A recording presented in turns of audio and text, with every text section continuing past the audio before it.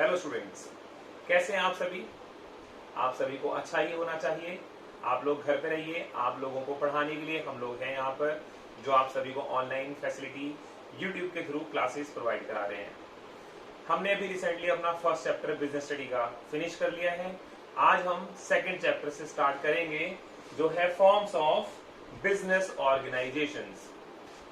Students, आप लोग इस चैप्टर में सीखेंगे कि कितने टाइप के बिजनेस ऑर्गेनाइजेशंस होते हैं, उन सभी बिजनेस ऑर्गेनाइजेशंस के क्या क्या फीचर्स हैं, उनके क्या क्या मेरिट्स हैं और क्या उनके डीमेरिट्स होते हैं।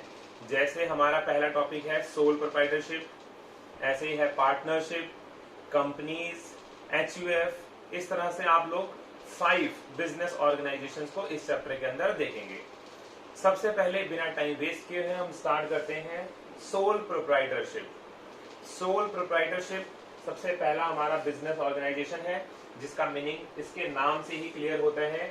सोल का मतलब होता है ओनली, सिंगल, कोई भी एक सिंगल पर्सन। प्रोप्राइटर का मतलब होता है ऑनर, यानी कोई भी एक ऐसा बिजनेस जिसे सिर्फ कोई एक सिंगल पर्सन ही मैनेज करता है या सिंगल पर्सन ही उसे ओन करता है, ऐसे बिजनेस को हम सोल प्रोप्राइटरशिप बोलते हैं। Sole proprietor means the only owner of a business. It is the form of business organization which is owned, financed, managed and controlled by a single person. यानी एक ऐसा ऑर्गेनाइजेशन है जो own चलाया जाता है, फाइनेंस यानी कि जिसके अंदर पैसे लगाए जाते हैं, मैनेज जो उसको मैनेज करता है सभी एक्टिविटी को, एंड कंट्रोल जिसके ऊपर हेड भी वही एक सिंगल पर्सन होता है उस बिजनेस में। Who enjoy all the profits and bears all the loss, जो सारे प्रॉफिट उसी के पास होते हैं और अगर कोई रिस्क, कोई लॉस हुआ वो भी उसी को ही बियर करना पड़ता है। तो ऐसे बिजनेस ऑर्गेनाइजेशंस को हम बोलते हैं सोल प्रोप्राइटरशिप। अब आप सोच रहे होंगे यार ऐसा कौन सा बिजनेस होता है, तो आप लोगों के घर के आसपास ही आप देखते होंगे बहुत लोग शॉप चलाते हैं, शॉप के ऑनर होते हैं, तो वो खुद ही सिंगल ओन्ड होते हैं। उनकी शॉप में कौन होता है, वो खुद ही चलाने वाले होते हैं। उसमें जितना भी प्रॉफिट होता है उनका होता है, लॉस भी उन्हीं का होता है, उसके अंदर मैनेजमेंट सभी चीज उसी एक सिंगल पर्सन की होती है। तो ऐसे बिजनेस को हम बोलते हैं सोल प्रोप्राइटरशिप। जैसे मेरा खुद का कोचिंग है, उसको मैं खुद अकेले ही चलाता हूँ, मैं ही उसे मैनेज करता हूँ, उसके अंदर पैसे भी मैं लगाता हूँ, उसका प्रॉफिट मैं रखता हूँ, उसका लॉस भी मैं ही बियर करता हूँ, तो वो क्या हुआ मेरे लिए, सोल प्रोप्राइटरशिप हुआ। ठीक है, तो सोल प्रोप्राइटरशिप के आइए हम जानते हैं एक एक करके इसके फीचर्स क्या क्या है। तो इसका सबसे पहला फीचर है फॉर्मेशन एंड क्लोजर, यानी यहाँ पर ये बहुत ही इजी होता है यहाँ पर सोल प्रोप्राइटरशिप को ओपन करना, और आसानी से इसे बिना किसी लीगैलिटी के आप क्लोज भी कर सकते हैं। तो यानी यहाँ बहुत ज्यादा टेक्निकल या फिर लीगली काम नहीं होता, इजीली इसको आप स्टार्ट कर सकते हैं और इजीली आप इसको क्लोज भी कर सकते हैं। दूसरा इसका फीचर है लाइबिलिटी। लाइबिलिटी आपके सामने शायद फर्स्ट टाइम ये वर्ड आप सुन रहे होंगे, लाइबिलिटी।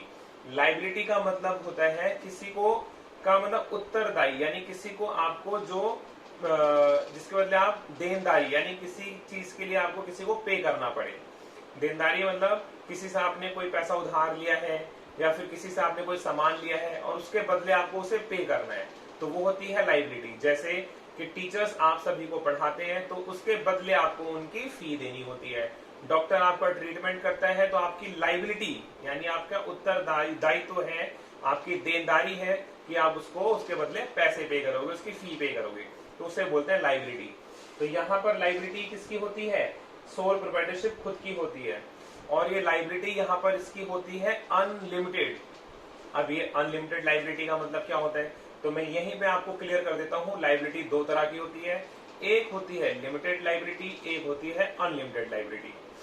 तो समझते हैं, देखिए जैसे मान लीजिए मेरी एक शॉप है, उस शॉप पे मैं सामान रखता हूँ और लोगों को उसको मैं सेल करता हूँ।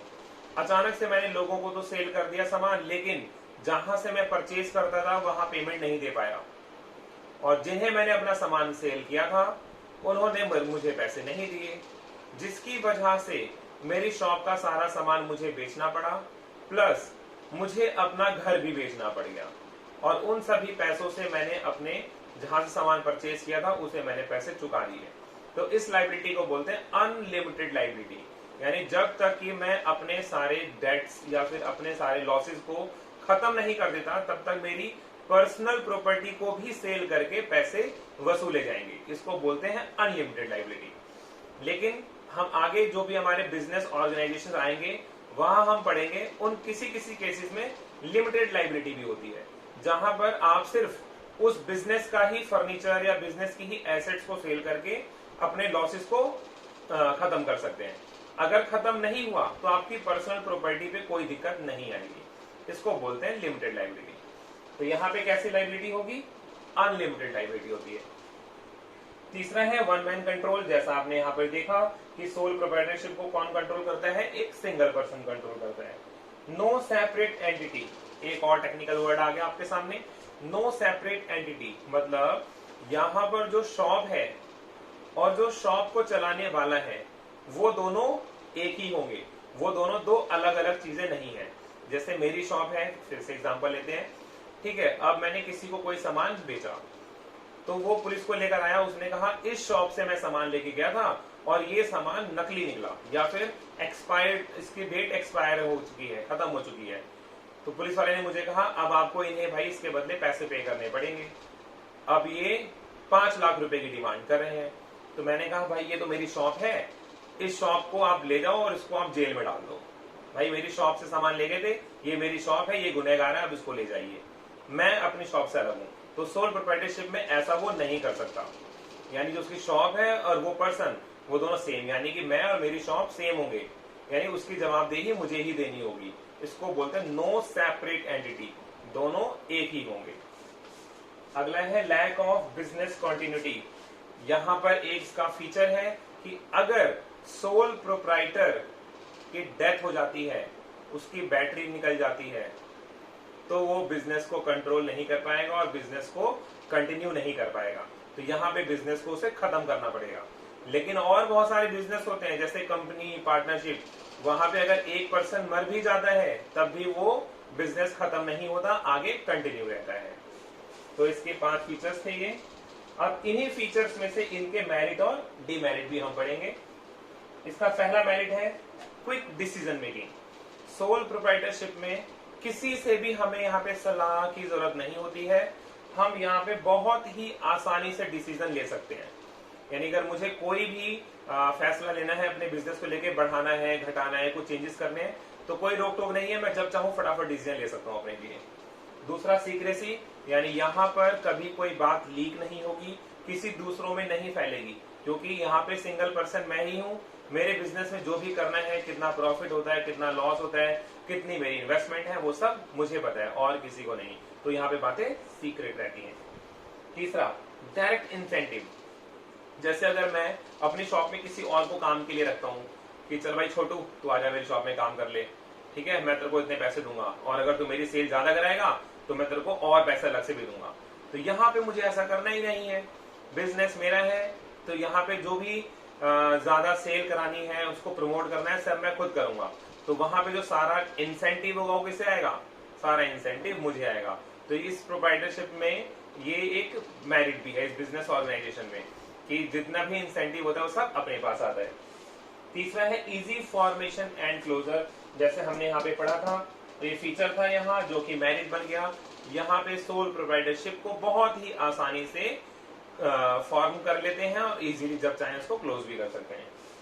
नेक्स्ट है फ्लेक्सिबिलिटी ऑफ ऑपरेशंस। यानी यहाँ पर जो भी वर्क किया जाता है उसके अंदर फ्लेक्सिबिलिटी, मतलब अगर आप कभी सोचते हैं कि अपने बिजनेस को आपको कहीं और ब्रांच भी इसकी ओपन करनी चाहिए या कुछ टाइम के लिए आपको उसको बंद करके कहीं घूमने जाना है, ठीक है, या फिर इसके अंदर जो भी मटेरियल्स गुड्स रखते हैं आप उसको थोड़ा बहुत बढ़ाना है, घटाना है, तो उन सभी के अंदर आप चेंजेस अपने आप ला सकते हैं और उसके अंदर किसी को भी कोई दिक्कत नहीं होगी और आपको किसी से पूछने की भी जरूरत नहीं है, ठीक है। तो इसलिए इसको बोलते हैं फ्लेक्सिबिलिटी ऑफ ऑपरेशन। जितने भी इसके ऑपरेशंस होते हैं, डे टू डे चीजें होती हैं, वो सब आप खुद ही यहाँ पे हैंडल कर सकते हैं। आइए हम इसके देखते हैं डीमेरिट्स। डीमेरिट्स में इसका पहला है लिमिटेड सोर्सेज। तो देखिए यहाँ पर क्या होता है, अगर कभी भी सोल प्रोप्राइटर को एक्स्ट्रा फाइनेंस की, थोड़े और एक्स्ट्रा पैसों की जरूरत पड़ती है, तो उसके पास खुद जितना पैसा है वो उतना ही लगा सकता है, क्योंकि यहाँ पे उसके पास कोई पार्टनर्स तो है नहीं, पार्टनरशिप तो नहीं है या फिर कोई कंपनी नहीं है जहां पे शेयर इशू करके हम किसी और से पैसा मंगा सकते हैं। तो यहाँ पे उसे फिर क्या करना पड़ेगा, दिक्कत आ जाएगी और इसे थोड़े में ही अपना काम चलाना पड़ेगा। इसलिए इसका डिमेरिट है लिमिटेड सोर्सेज। दूसरा एक और इसका डिमेरिट क्या है, अनलिमिटेड लाइबिलिटी, जो मैंने आपको यहां समझाया था, ये इसके डिमेरिट में है। अगर इसने अपने डेट्स नहीं चुकाए तो उसकी पर्सनल प्रॉपर्टी को भी सेल करके इसके सारे लॉसेस को कवर किया जाएगा। तो ये क्या हो गया इसका डिमेरिट, यानी अनलिमिटेड लाइबिलिटी है। यहाँ कभी भी लॉस हुआ तो इसकी पर्सनल प्रॉपर्टी पे भी दिक्कत आ जाएगी। तीसरा है लिमिटेड मैनेजरल एबिलिटी। कोई भी अगर सोल प्रोप्राइटरशिप है तो जितना भी उसने पढ़ाई लिखाई की है, जितना उसे एक्सपीरियंस है, वो उसी बेस पे अपने डिसीजन ले पाएगा। गलत होगा तो कोई उसे बताने वाला ही नहीं है, और सही होगा तो अच्छी ही बात है। इसलिए यहाँ पर उसमें कैपेबिलिटी कितनी होगी, बहुत ही लिमिटेड। जितनी उसके पास है उतने से ही वो काम कर सकता है। यानी कुछ अपने बिजनेस को बहुत अच्छा बढ़ाने के लिए उसमें जितनी एबिलिटी उतना ही सोच पाएगा। लेकिन कोई सीए, सीएस, एमबीए, इनको ज्यादा, इनके पास ज्यादा माइंड होगा, इनके पास ज्यादा टेक्निक होती है, ज्यादा प्रोसीजर होता है किसी भी बिजनेस को आगे बढ़ाने के लिए और उसके लिए प्लान्स देने के लिए।